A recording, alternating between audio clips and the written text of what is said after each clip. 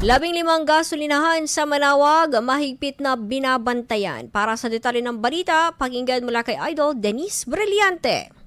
104.7 IFM. Report!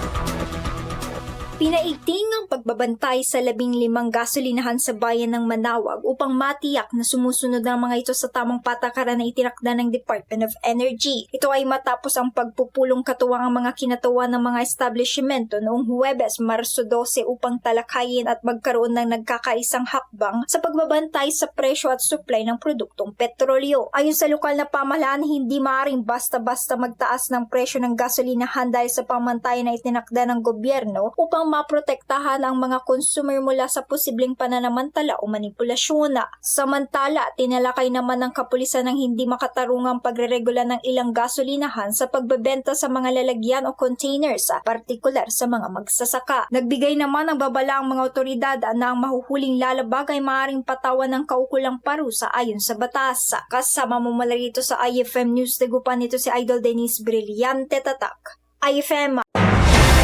IFM News. IFM News. IFM.